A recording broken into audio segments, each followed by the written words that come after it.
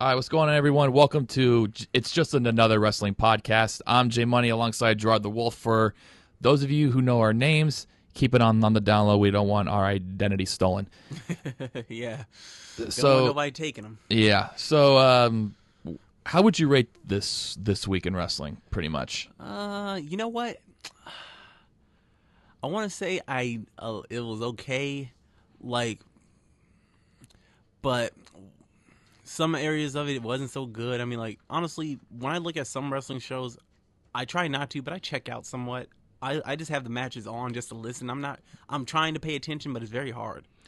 Do you think the promos overshadow the actual matches because of how long the actual promos are? Do you think the matches should be longer than the promos? I think that only applies to WWE because when you think about Ring of Honor and TNA, no, they hardly have any type of segments with promos. They have more or less matches. And if you talk about New Japan, they don't have no promos at all. Only time they ever do promos is at the end of a match. Yeah. So no, I think there's a right of balance in other wrestling promotions. WWE though, I think that the promos need to be cut back a little bit because sometimes the wrestlers might be stumbling or might just be repetitively saying the same thing. They might not even be saying anything fresh or new. Enzo Amore is a perfect example of that. Okay. All right. Well, we'll quickly get into all of this. We got a lot to cover, if you know what I mean. Oh yeah. All right. So we kicked off Monday Night Raw with Kurt Angle returning home after his whole, what would you say, paternity test. I don't know. Disappointing segment. That's how you would call it. I mean, I was thinking of Stephanie McMahon in well, a fair. If this is a way to push, angle. I would say if this is a way to push Jason Jordan. Well, okay, I understand. Yeah, like a vehicle for him. But I will say he does have a little bit of Kurt Angle in him. I can kind of see the resemblance in his face a little bit. He patterned himself after him. You can tell. Yeah. Okay, so with when Kurt Angle did his whole spiel, Lesnar and Heyman came out to confront Angle about this fatal four-way that he made. And if you heard in the news, John Bones Jones has been calling out Brock Lesnar for a UFC match, which I think could very well happen. But I think this could be Lesnar on the way out because Lesnar and Paul Heyman said they would leave if Lesnar loses the WWE Universal title, which I could see happening because Lesnar hasn't really done much with it. And you can't have your main title on someone that's only there like 15, 20 times a year. Yes, exactly. He's not there too much, and that title needs to be defended. Yeah, and didn't he kind of do this once with the world title? He did it when he pretty much destroyed Lesnar. I think it was 2014 or 15. It was one of those. It was one of those SummerSlam pay-per-views, and then he basically and then he didn't defend it until the Royal Rumble. Oh. Yeah, I know there was a period where that occurred when they were still one brand. It wasn't like they didn't do a brand split. Well, it was 2014. That's when they still had the WWE and the World title simultaneously, and then after that match, that's when they combined them because the WWE went underwent that brand image change where the WWE logo now looks more robotic or something. I don't know how you want to put it. More sleeker. Yeah. So I could very well see Lesnar on his way out if in fact he does take this John Bones Jones fight. So knowing Lesnar, he might take it. Yeah. All right. The Hardy Boys defeat the Club. The Revival was there watching this match. Do you see a triple threat at SummerSlam with these three for a number one contenders match? I don't know if I want to. I think we've seen enough triple threats. I mean, I don't mind seeing the Hardys and the Revival. I just want to see them by themselves. I don't want to see the Club thrown in there. The Club had their chance, and WWE floundered with them. Well, so I think they have floundered, but I'd rather just see the Revival and the Hardys. We have yet to see the Revival do anything. I want to see what they can do against a legendary tag team like the Hardys. Well, again, if you think about it, the Club is referred to in WWE. Well, in actual reality, they are the Bullet Club. Exactly. Or they really call them the Good Brothers. We have heard them say that, but everybody just call them the club. I think you have to use them more because this is one of your most popular teams in wrestling, regardless if it's WWE, Yes. TNA, Ring of Honor, New Japan, or- Lucha. Wherever Yes. you want. The Bullet Club is the most popular to group in utilize wrestling. them. Yeah, If nothing else, throw them together with Finn Balor. yeah. Oh, so an unexpected face turn. Do you make them the Balor Club, or do you just label it the club? Because they tried it with AJ. They have the Balor Club T-shirts. He's already got that going on. I don't know, like the Balor Club. They say that it could be for referring to that with Gallows and Anderson, but I'm also assuming that the Balor Club could be talking about the fans. Mm-hmm. Because remember when Shawn Michaels, he talked about the Clique, I remember, back on WWE television back in the 90s. Yeah. And he actually referred to the fans, even though we knew the Clique was a behind-the-scenes faction comprised of Shawn Michaels, Sean Waltman, Scott Hall, Kevin Nash, and Triple H. Yeah. But he's actually used it on WWE TV back in the day. Oh, yeah. So, yes, I actually have seen it. And I actually have watched old episodes of Raw where he did do that. Oh, yeah. All right, then we had some cruiserweight action. Rich Swann, Cedric Alexander, and Akira Tozawa defeated TJP, Daivari, and Tony Nese. You notice Rich Swann is wearing leather pants now, like tights. He's changed up his look a little bit with his tights. Yeah, he actually has, and I think he it wore just those doesn't- before in the past. it just doesn't seem right to me, though. No, it's just leather pants. I mean, like, it's kind of like what Kenny Omega wears in New Japan. So Yeah. I like, and they're plain. They ain't got no type of symbols or graphics on them or anything. And speaking of the whole Kurt Angle in quote controversy, Jason Jordan was confronted on Miz TV. Do you see a future IC title match at SummerSlam? Let me talk about that. Now, we were all under the impression that he's feuding with Dean Ambrose and Seth Rollins. And Now it seems like they moved them out the way onto the World Tag Team Champions. and we'll get into that here in just a minute. I feel like this is a good switch. Yes. Because although I will admit, Dean Ambrose and The Miz were gold together. Because you had Miz, who was playing this stuck-up actor, and you got Dean, who's more of this crazy guy who The Miz just could not figure out how to get him, could not how to get him fringe. could not figure out how to get him away. These two were coming together, especially when they ran Raw both simultaneously together. I actually love that. I mean, just the way that those two worked together, just the psychology that they had with each other, it was just phenomenal. But again, Miz did attack Kurt Angle, verbally in front of yes, Jason he did. Jordan.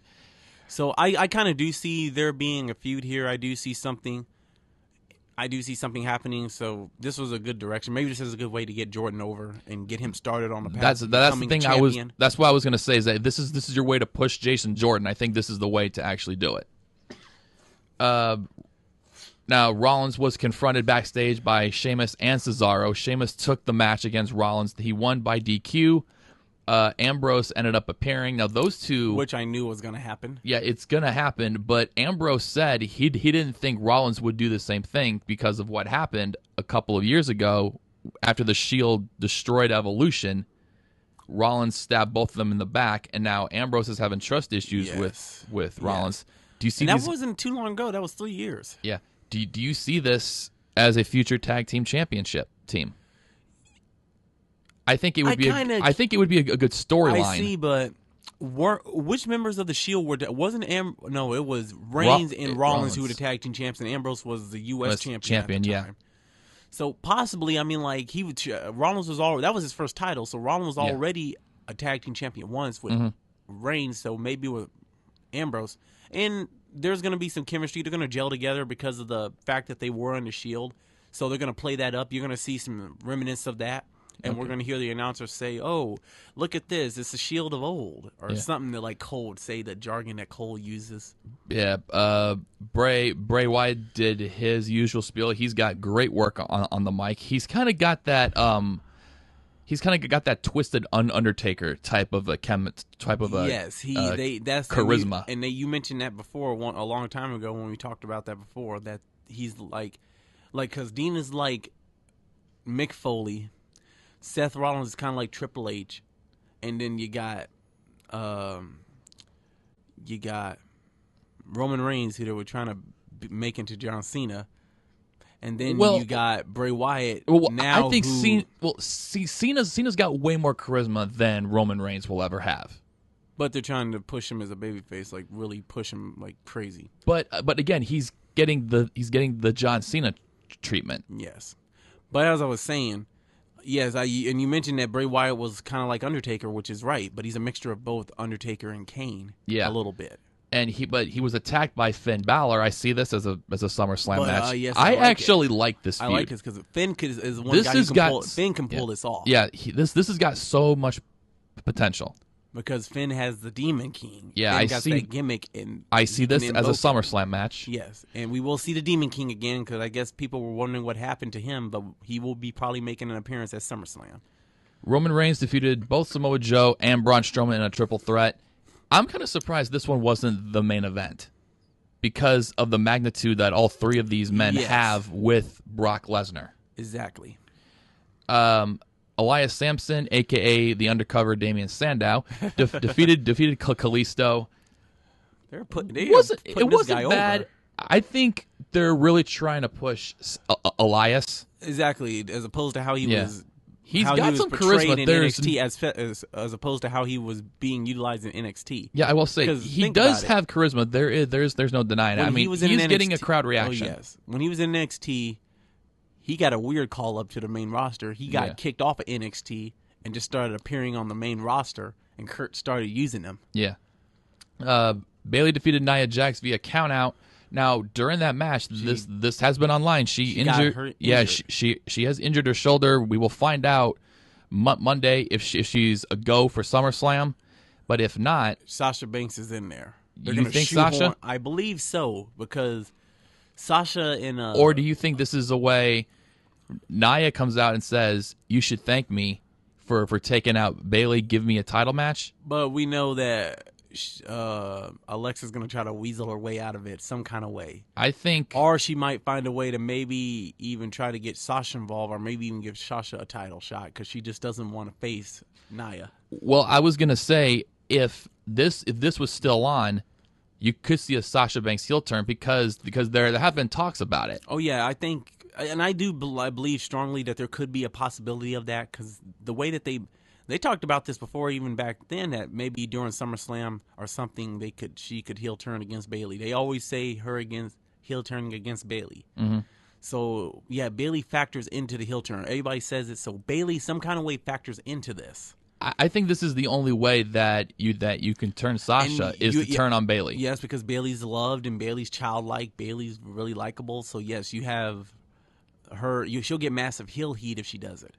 Do you think Bayley can ever be a heel? Honestly, or do you just don't think she has it in her? She probably could, but the way that WWE portrays her, I don't think that the fans would go for it. They won't buy it. She was portrayed as being childlike and through NXT up to the main roster. Mm-hmm. She's an underdog. She's not meant to win. She's meant to lose and be built and get people to get behind her, feel bad for her. So kind of like that Mick Foley type of a treatment where he basically gets destroyed by Triple H, but he's got the fans over on him. Basically. So I doubt that. I believe she could do it if she was in another promotion. Mm-hmm. And even then, maybe before she was in WWE, maybe she was a heel and she could pull it off. Yeah. But in WWE, they portrayed her as a babyface so much, and the kind of babyface she is, the type she is, fans won't buy the heel turn. Mm-hmm. And even afterwards, it would be hard to pull off a heel turn after being in WWE if she was to ever go to another promotion. Yeah. All right, and the main event, which I have no idea this was a main event. Cass defeated Big Show when Enzo interfered. I don't know why this was the main event. I have no clue. I feel like that should have been in the middle of the show. That should have been at least in the beginning of the third hour or somewhere in the second either hour. That or I was going to say flip the Reigns Joe Strowman match. Exactly. Along with this one, I think this would have been a much better show. But they are pushing big cast. They are Big Show put him over. Yeah.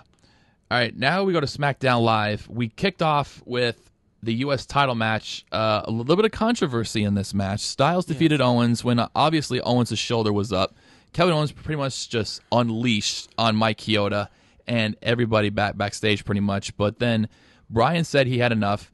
Shane McMahon gave him the rematch at SummerSlam, and Bryan named Shane McMahon the guest referee. Yeah, and Shane's the right guy because he was refereeing back in the 90s a bunch. I would say that, but I think this is a good way to push a potential Owens-Shane McMahon match. Yes. I also thought about that, too. This is a good setup. This is the seeds. They're sowing the seeds for that. The Usos mocked the New Day if you did not hear them, because when they celebrated, when the New Day Didn't they attack them, though? Well, the New Day, they were in the middle of their speech before they usually come out. Yes, and they were attacked. Yeah, but they were attacked halfway through their speech, and the Usos did what the New Day did. Aiden English defeated Sami Zayn. The last Guerrero in the company. I'm sorry, but I'm going to keep saying that because it's true. Yeah. He's technically married into the family, so he is basically a Guerrero, and he's technically a Guerrero. He's in the company. I think they've buried Sami Zayn now. Or do you think? Are you sure? Well, I mean, if you're losing to guys like Mike Bennett, Aiden English, I mean, I understand if you're trying to push Aiden English as a singles guy. I think that's what they're trying to do. But to me, it's like Sami Zayn has had some amazing matches. You know, Battleground last year when he faced Raw, Kevin Owens. He was on Raw. Yeah, then he had that last man standing match with Braun Strowman, which I thought was better than what most people said. I don't know. I mean, like, time will tell, but maybe you're right. I hate that if they're doing that, I hate it because Sammy's too talented for that mess. And do not blame John Cena for burying that one. Oh no, don't put that on Cena. Naomi and Becky Lynch defeated Carmella and Natalya. Not bad of a match. Yeah. Rusev defeated Chad Gable. So I guess with the whole tag team theme, when they split them up, like you push one and you bury the other one. Yeah, is that kind of how this is going? I don't know. It's just or maybe it could lead to a potential feud with Rusev. Yeah. But after that match, Rusev demanded competition. Randy Orton came out and said, "You found him." I forgot about that. So that set up a SummerSlam match. And the main event, which was a lot of people questioned why this one would be on free television. The Cena Nakamura. I even questioned it. That should have been a. It was a damn good match. That was a damn good match. But I think the reason is that I think everyone saw the Cena Jinder Mahal match coming, and they wanted to go in a different direction, which I think was a good twist. Because I mean, we heard all the rumors on YouTube and on all the wrestling website news websites that everyone was saying Cena Mahal is gonna be at SummerSlam, when instead they went in a different direction, which was like, because I didn't see that one happening, because I saw Cena winning this match thanks to interference from Baron Corbin, but Corbin didn't show up. They actually had the match go on. Shinsuke won over clean, which was very surprising, but I do feel like Shinsuke is the right guy to be in at SummerSlam against Jinder Mahal. And as we mentioned earlier, I think Jinder Mahal has surprised a lot of us as WWE champion. I can buy it because with the Singh brothers helping him out, and now with the Great Khali, maybe that can work. Well, again, Khali has not been seen since Battleground. Oh, remember that he has not been seen, so maybe it was a one-time thing. But I think the Singh brothers is the only way that you have to solidify Mahal as champion. Oh yes, because he's a heel and he has heels helping him. Now, but speaking of Baron Corbin, after SmackDown went off the air, I want to go back to the Cena thing. Okay, we did I had mentioned this before, I believe, when we talked about it earlier this week, that or before when we heard about this match, and I even brought this up even before I guess the match was going to happen. Mm-hmm. I always thought if Cena were to wrestle someone like Shinsuke, he would possibly end up getting hurt. And lo and behold, what happened during the match? Yeah, he did drop him on the back of his head, but exploder suplex. Yeah, but again, I mean, Cena seems okay with it. I mean, he seems fine. I know, So, I understand, but I'm saying like Cena had like with someone like Nakamura, you know what with the strong style, because guys in Japan have gotten hurt using the strong style, and Shinsuke has a background in MMA. So but you again, think about that, he's hard hitting, yeah, so well, things like that could happen. Remember, he broke Austin Aries' orbital socket by accident, so Shinsuke got a lot of power to him. yeah, but again, I mean, what part of Cena's body has he not torn or broken yet? So I His mean, nose, his elbow, which would look like a giant grapefruit yeah. So I mean, at one time. yeah. So I mean, I love the match. I thought it was great. It was great back and forth chemistry. But I thought it was great. But honestly, did Nakamura look a little bit more, made Cena look inferior given his superiority as a wrestler? Well, I think it showed that hey, Cena can hang with this different style. But again, if you watch the beginning of the match, Nakamura, did his taunting of Cena, which I thought it was clever, and Cena just looked at him and he was like, "What the hell?" I found funny because he used to do that in New Japan a lot, and some wrestlers they just like looked at him and like pushed him off of them because they were annoyed more than anything. Seen that, but I thought it was funny. It's funny though. because you got this guy who does this thing where he buries the top of his head into your abs or whatever, yeah, and then starts flailing his arms around. And John, yeah, you're right. John was like, "What in the world is this guy doing?" Because he's never seen that before. That's how Nakamura taunts people. Yeah. All right. Let's move on to NXT. Johnny Gargano returned. I had a little trouble with my WWE Network. The weird thing is, I did watch some of it, but I can't. Yeah. I still haven't finished all of it. It's like stopping like every few seconds while I'm watching a video. I don't know if you. I would probably guess it's a connection issue, but I'm not sure yet. That, but it normally does that, but after a while it stops. But it was terrible this time, so I'll have to look into it and see what I can do. About that. Johnny Gargano, aka Johnny Wrestling, has returned. He defeated. If I can read my damn handwriting, Raul Mendoza, and he's new to NXT. Yeah, he's new. We all know what happened at NXT Takeover Chicago, which was, I think, an amazing match. Yes, there was no fat on that card whatsoever. I think NXT is blowing every WWE pay-per-view out of the water. NXT is good. NXT is like you said, like you once said before. To me, it's the third brand. Yeah, the developmental brand, but it is the third brand nonetheless. I think they're going to set up Johnny Gargano versus Tommaso Ciampa at NXT Takeover Brooklyn 3. I was kind of expecting Ciampa to come out, but I know he's injured. But come out and maybe taunt him or do something. Is he injured?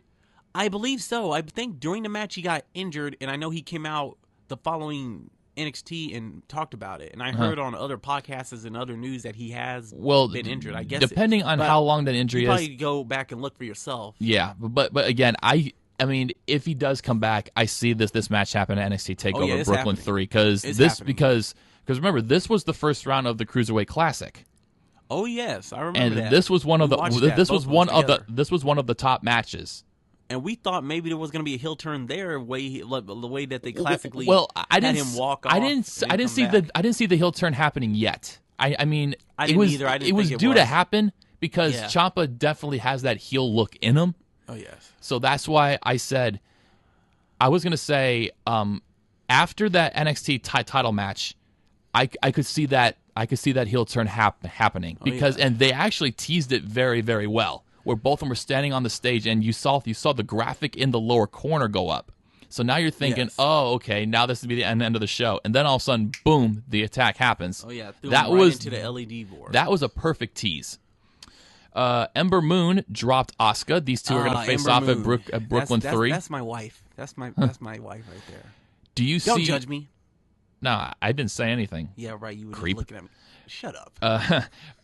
Do you see Ember Moon beating Asuka? You talking about Eve Torres. So? Do you see Ember Moon beating Asuka? It's especially because Asuka hasn't lost. I will want to say yes because I believe that it will be Ember Moon to get the title. Because Ember Moon, if you think about it, she was being billed almost as like mirroring Asuka in a way because she did not lose for a long time. She beat all her opponents. She has that same type of persona as Asuka. Yeah. So I believe that they were grooming her to be the person to defeat Asuka, and I do believe that maybe I don't know for sure, but I want to say yes. If I could be wrong, but I want to say yes. She's getting that title at Brooklyn 3. I think this is the perfect time to actually so. have her drop the belt, and then I want that belt on her. She deserves that title. I want that belt on her. But the other thing you got to think about is, who's left on that roster to challenge Ember Moon if they call Asuka up. I mean, you got Ruby Riott, you got the other that other weird tag team, Billy Kay and somebody else. Billy Kay. And well, then you have a couple Peyton of the Royce. Yeah, Peyton Royce. You have a couple of MMA fighters in there too. Yes. So I could see Daria them Davato, building them up. Her name is Sonya, whatever they. Sonya Devil. She ended up beating Jenna Van Bemmel. I think that's what her name is.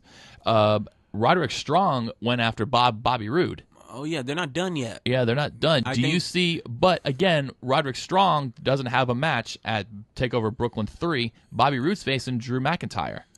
Do you see Roderick Strong possibly getting involved in this match?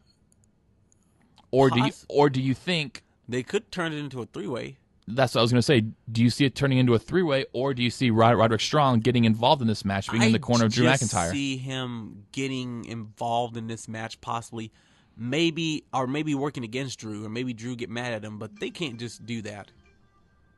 Not for a match like this, because people want to see Bobby Roode take on Drew McIntyre by himself in one-on-one. It's not Drew Galloway. Remember that. Yes, it's Drew McIntyre. I can still make that mistake. I can still make the mistake. I just like Galloway better. McIntyre, to me, has always sounded like a boy band or a boy singer's name, so I thought. All right. Now, before the main event, Hideo Itami came out. I guess he's fully turned heel now. He ended up, Aleister Black, a.k.a. Tommy End. He confronted... I didn't get a chance to see that match yet. Well, he confronted Itami. It was a pretty good match. He faced Kyle O'Reilly, who... Hideo Itami did? No, Aleister Black. Oh. Well, he did face his partner from Red Dragon. Him and Bobby Fish are a tag team in the Ring of Honor, Red Dragon. Yeah, but also too, if you looked on the WWE NXT Facebook page, there was a fan video of Hideo attacking Aleister Black, and that set up a match, Aleister Black versus Hideo Itami at TakeOver 3. That's going to be a very good match. Both of them have martial arts backgrounds. Yeah. And Hideo right now, and because of his character, or what I heard that when he was Kenta, he was very vicious. Yeah. So this heel turn helped him out because this could bring out that vicious streak. That's what it was meant to do. So yes, we're going to get a good match out of that. All right, let's quickly jump into 205 Live. Gentlemen, I have not seen that one. Okay. Well, I quickly just saw all the highlights. Gentleman Jack Gallagher got DQ'd against Brian Kendrick. Gentleman Jack Gallagher, he's showing a vicious side.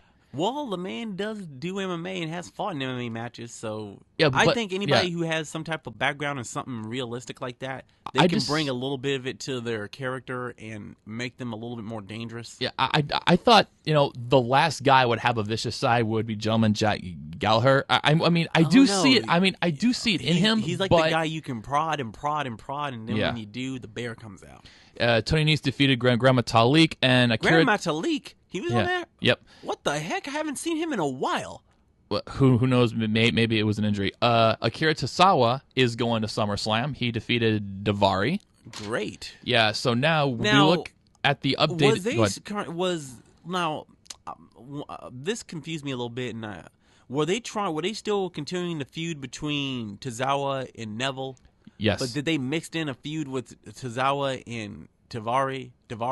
Because it seems like that's what they were doing. I think they mixed it in just to try to get him in the title picture. But I see Tozawa because I think he's got more momentum right now. Because I think he might get that belt. Yeah, but I think now do you pair Daivari with Mahal now? Daivari with Mahal. Yeah. Do you pair those two? I don't think so. No, He has the Singh brothers. I don't think you need to bother with that. He just needs to be on the cruiserweight division trying to build himself up. He doesn't need to be paired with anybody. That's only going to derail him more. All right, so now we look at the updated SummerSlam card. Like we mentioned earlier, Neville will defend against Tozawa. That's going to be a great match. It's going to be Orton versus Rusev. I think that's going to be a hard-hitting match, but I don't see it going very long. No, and you actually think Orton it's gonna seems be like good? he's on the downfall of his career right now. You mean he's slowing down? I think he's slowing down. SmackDown Women's Champion Naomi defends against Natalya. I think it's going to be better than most people are giving Well, it. Natalya, we're talking about Natalya, a member of the Hart family, trained by her uncle. Yeah. Last student of the Hart family dungeon. So Yeah. she has to.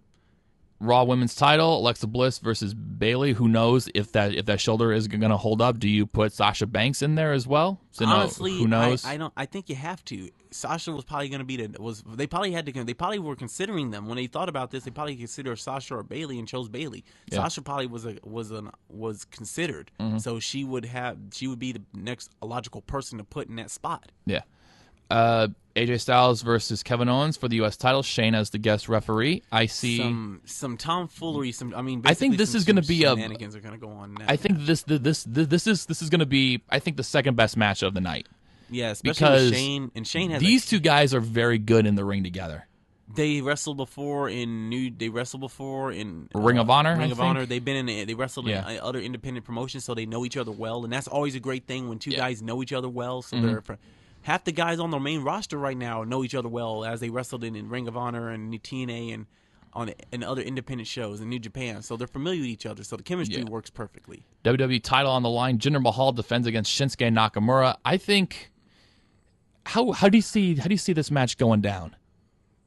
Do you see Shinsuke winning it because there is God rumor? have mercy on Mahal because he is not going to come out of that unscathed.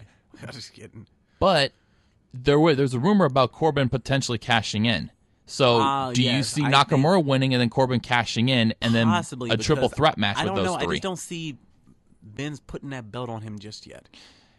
Yeah, I mean he could probably carry the title, but knowing Vince, I don't know if he has confidence in his ability to speak or stuff like that. Because as champion, he might have to go out and do things for the company. And Shinsuke's English is not good enough to where he can talk for long periods with people. He might have to go on talk shows for all we know. Well, so I guess that always factors in why. That I always just think factors in Jinder. decisions. Yeah. Now, how long do you? Ever since Jinder won the title at Backlash, which again shocked the living hell out of everybody, including me. Yeah. How long do you think they're gonna leave that belt on Jinder? I think they're trying to make it count. I mean, like you have to. I mean, like you just can't put the belt on him and didn't take it off of him. It would just be a waste of a. I just think it would be a waste of a title run. Of a title run. It's not his fault. It's WWE's the way that they've been booking him. It's not his fault. Yeah, he's doing the best he can. He's doing the best he can with the title, and that's good. He's well, actually trying. I think he looks a lot better than he did when he was first here. Because I mean, I love his hair, his look, his they presence. Tried to push him, like I said before. Like I mentioned this, he was potentially feuding with Great Khali in the beginning. Yeah, because he had a family that was above Khali's family, and they basically Khali's family was subservient to his. Yeah, and I guess they were building a feud between the two of them because he was basically portrayed as rich or something at that time. Yeah, I just think this is a way to put. I think this is a way to put Jinder Mahal into that elite category. Because he in his first run, like you said, he's got talent. There's no denying it. It seemed like he was kind of being positioned to be in the middle or close to the top. Yeah, and then fell off. Yeah. So yeah, they're trying to put him back up there. I mean, like he showed promise, I guess, before with his feud with Khali or whatever it was. Yeah. So yeah, they're trying to do that again. So I think that they can do something with it. All right, and potentially the main event. Lesnar will defend the Universal title against Reigns, Joe, and Braun Strowman. Now, this is a fatal four-way. That I think this is going to be 4.5 stars because you know, I mean, okay, what's the count on how many suplexes Lesnar takes? Well, No. Depending on is that everybody or just one particular? Not takes. Just how many suplexes do you think he's going to give? He's going to give I don't know, maybe 4 apiece on each guy. And add that up, and you get a total. I think you have I think you got to have Lesnar start off strong because I mean that's what he's done in all the matches. Is that he's got to suplex Strowman first? Yeah, and then we'll go to Joe, and then hit Reigns last. I think he goes Reigns first. You sure? Oh, I think the fans will like it if he got Reigns last. No, Oh, Strowman last. Yeah, Strowman would be that's last. what I was gonna say. Joe be second. Yeah, I was about to say, yeah, Reigns, you have to suplex first because of the reaction that he gets from the fans. Exactly. He gets the John Cena treatment. Then I think he goes after Joe. Then I think you see a showdown between Strowman and Reigns, and then those two brawl, and then I see a suplex coming. Oh yes. I think that one is gonna like pretty much destroy the night. But Tear down the house. yeah. It'll blow up the Barclays Center. Stopper right there. I No could, pun intended, Shawn Michaels. Yeah, I could potentially see Strowman winning this match Oh yes. because Or Joe. I kind of can also Yeah. see Joe. yeah. Not Roman. Not yet. Well, I was to say not yet for Roman because you got to continue to build him, especially if you're Yes. thinking about turning him. I think You they're gotta- slowly you doing gotta- it. I you gotta think figure he's that one flirting out. with it. I think Yes, he's exactly. flirting He's with done it it. before. He's been flirting with it for a while. You got to decide what you're going to do with that before you put a title on him. But the thing is, who do you feud him with when he's a heel? Do you feud him with Finn Balor? Because remember, those two had a pretty good match. when the first brand, I guess when the first Brand split when they first did the brand split. or either when they did the brand split or when they did the Universal title picture. I think it was when the brand split when Finn first got put on Raw. Yeah. Got called up to Raw. I think he wrestled Roman first. That was his first match on Yeah. Raw. Was Roman. So yes, I believe that would work. All right. And I think, yeah, I was going to say, I see Strowman coming out of this with the title. I would not be surprised if Joe won the title.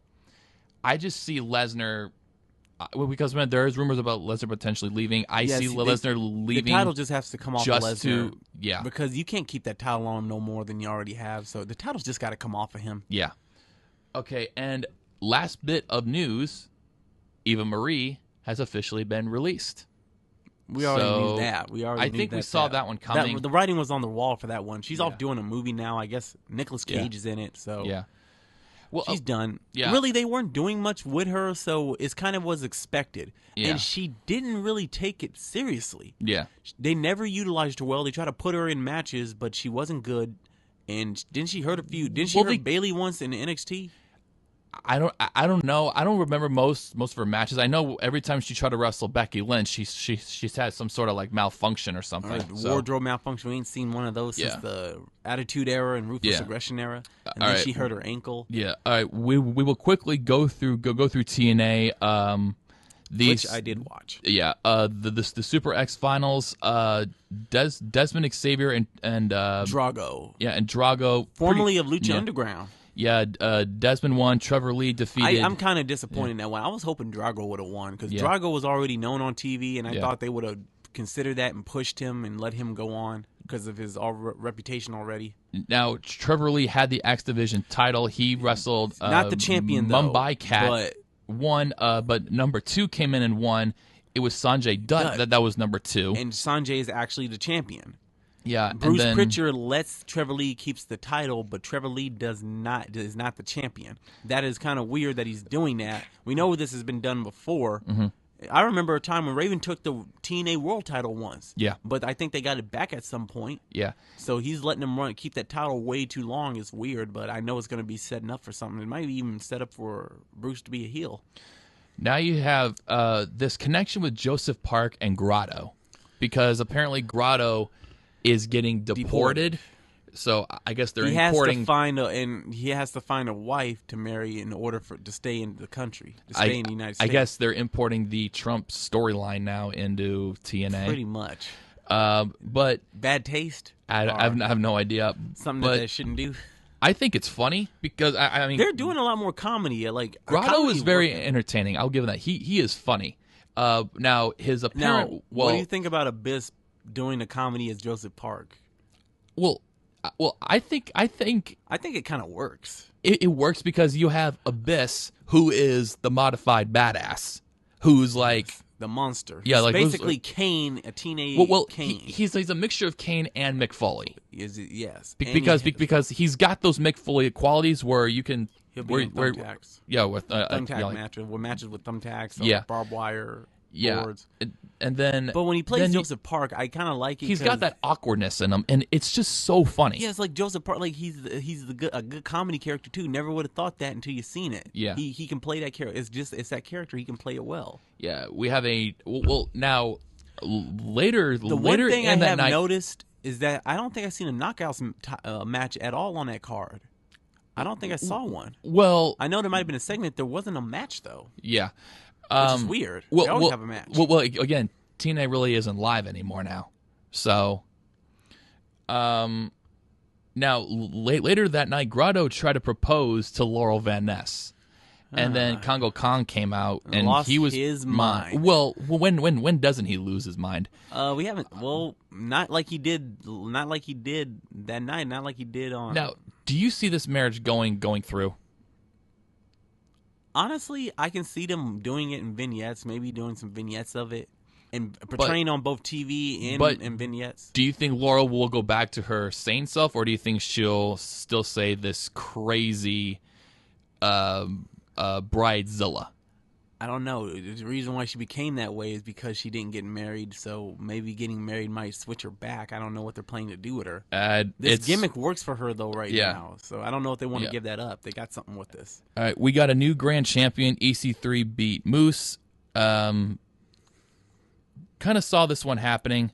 I didn't, because I mean EC3 is back as a heel, which I think is at his best. Because exactly, he's better as he's okay as a babyface. He had some good runs as a babyface, I think he was good. I think he does more as a heel. He's better as a heel because you get really good promos from him as a heel. KM, Falaba, and Mario Bakara. Sorry if I mispronounced these names. I'm not quite familiar with them.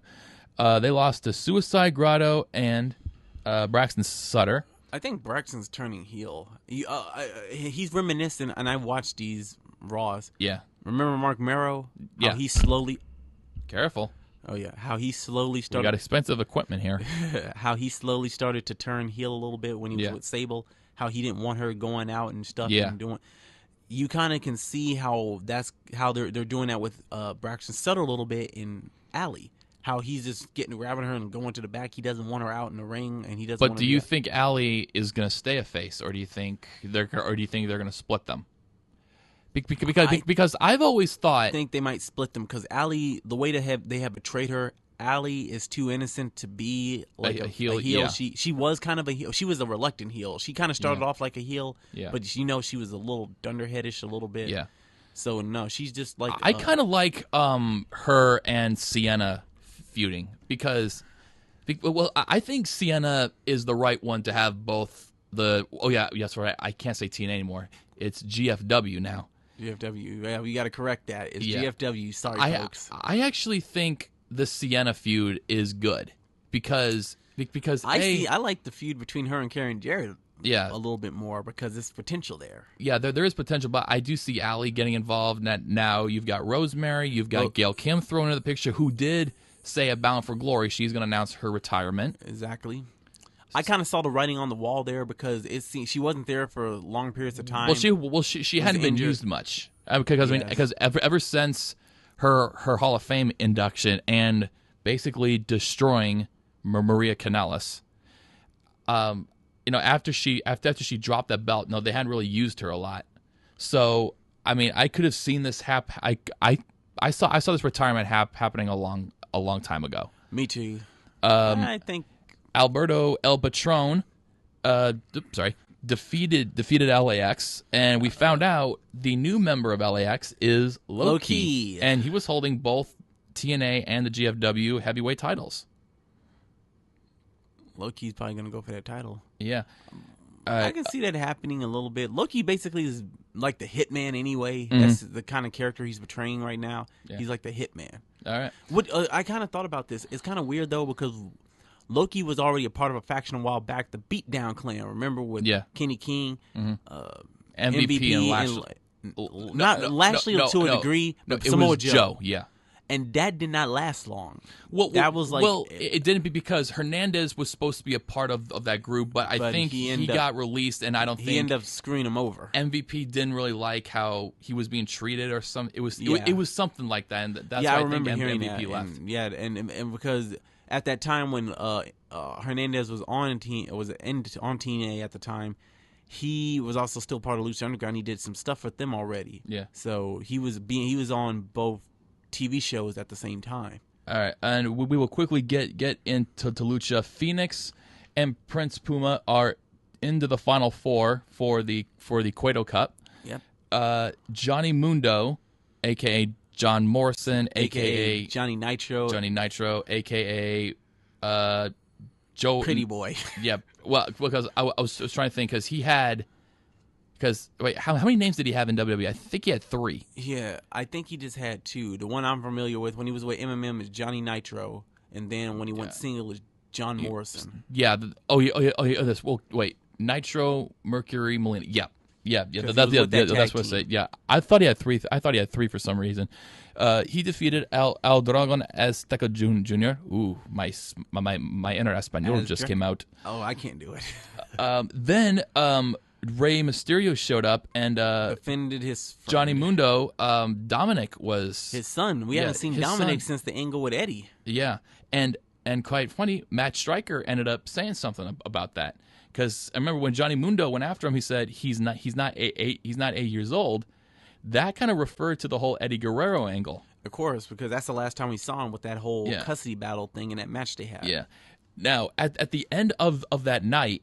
Melissa Santos, who was the ring announcer, was seen with Phoenix, and Marty the Moth Martinez was stalking him. Now, last week, Marty beat the ever-living hell out of Phoenix because of that, because he noticed that they were getting close, and he actually did Abdullah the Butcher and pulled out a fork and started stabbing Phoenix in the head with it. And made Melissa watch. And as I saw that, I thought they're going to kidnap Melissa. Do you think Lucha Underground is going more with the Attitude Era style? And do you think it's working? It actually can because it's built for that. It's not like considered a wrestling promotion or nothing. It's a wrestling show. It's a TV show about wrestling. And it's able to do things like kill people in behind the vignettes that they show. It's able to it has crime going on basically. It's got that soap opera feel. Yeah, like, hey man, because especially with wait, hang on, just drama. Let me finish. It's got that soap opera feel because you look at all these vignettes. You look at all these different storylines because if you look, every character on that show has something going on. They have something going on. Where if you look at like WWE and TNA, you've got these big stars, but yet they're not involved in anything. Every character on that show literally almost has an angle. Like the Attitude Era. Yeah. Almost every wrestler back in the Attitude Era had something going on. Yeah. Oh, and speaking of MVP, we saw him at IZW here in Lawton. Exactly. How do you think he did wrestling here? Do you think he did well, but I would like to have seen more. I don't think we saw the match seemed like it was quick. Yeah. I think I would like to have seen more from him because I don't think he got a chance to fully do his thing. Yeah. Buff was also supposed to be on the card, but apparently he was injured some kind of way. Because now correct me if I'm I hadn't seen IZW in forever. Did they split up the Diamond Dogs? I'm actually friends with both of those guys on Facebook, and I kind of see their posts. I think Graham Bell is wrestling other places. They don't just wrestle on ICW, so he's off doing a singles thing in other promotions. And I guess Luke Langley, they just brought him back to give him a single run too. Well, because we don't go every week. It's weekly, I believe, again, and we don't go every week. We just go like during pay-per-views. To me, the best part about that Impact Scramble was at the beginning of that match when somebody else came out and Luke said, you could literally hear him say, "That's not Buff Bagwell." I think I did hear him say that. That was hilarious. Yeah, that was funny. Now, Erica. Erica. Erica won the title. Queen.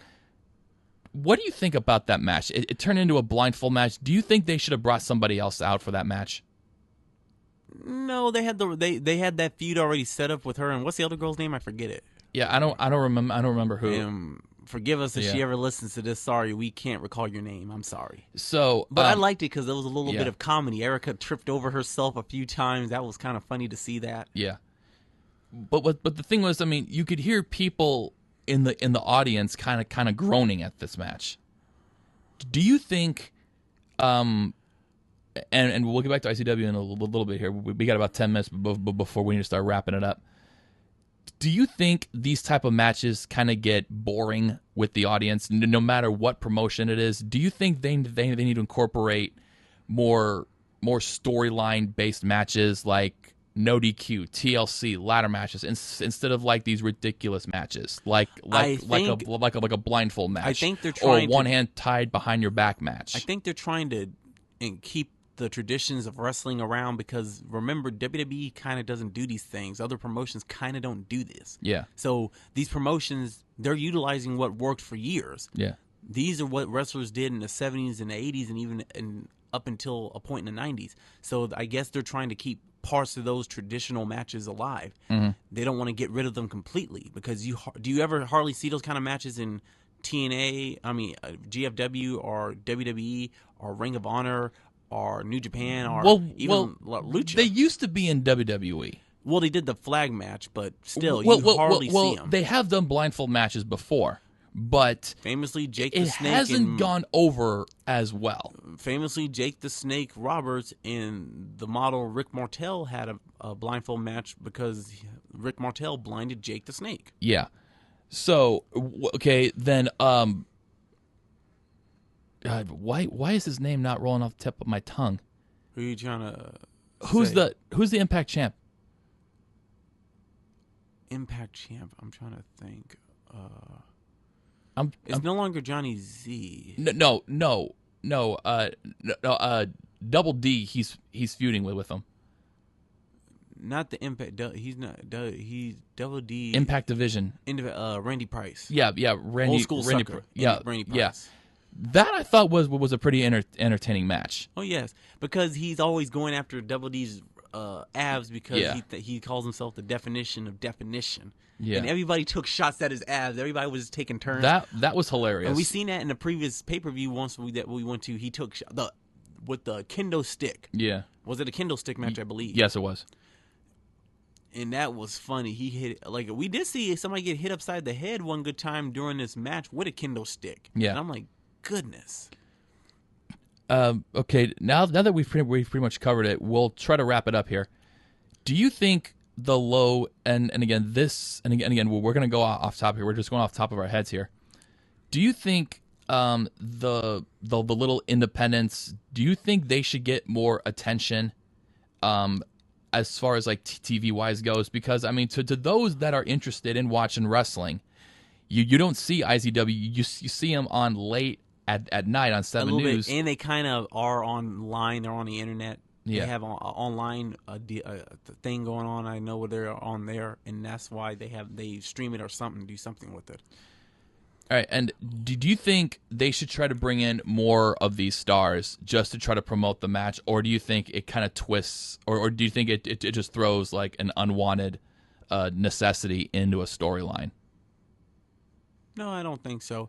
I think it can only add to it. At the end of the day, those guys will be gone. The stars that built the place will still be there. But let me take it back. The independent promotions remind me or make me think of the territories. Mm-hmm.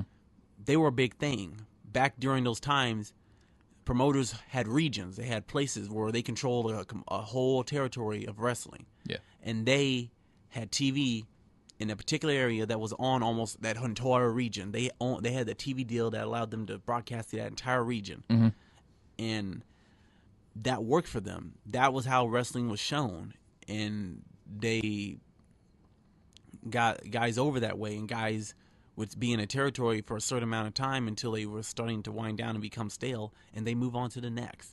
And then to a degree, those promoters had deals. They would work together. They would have interpromotional feuds. They would do all this stuff. Vince McMahon's father was like that. Madison Square Garden, that was his territory. That area, the North, it was his turf. But then we saw the death of the territory system once Vincent Kennedy McMahon took over for his father. Vince went, and we know what how that whole thing went down.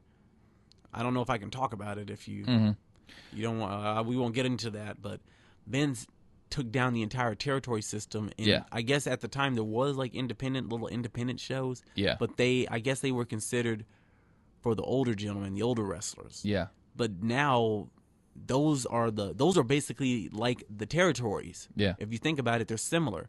Those are the places where guys go. Sorry, go ahead. All right. Those are the places that the guys get to go to get noticed. Those are like the developmental territories in a way. Yeah. Those are little places where guys get to go to build themselves up. Cody went to those places, and look at him now. Yeah. AJ Styles made his start on there. After he left TNA, he went back to those places, and we seen the best matches from AJ Styles on independent promotions. We've seen him wrestle, and I've never seen AJ look as good as he has when he was on the independents after he left TNA in 2014.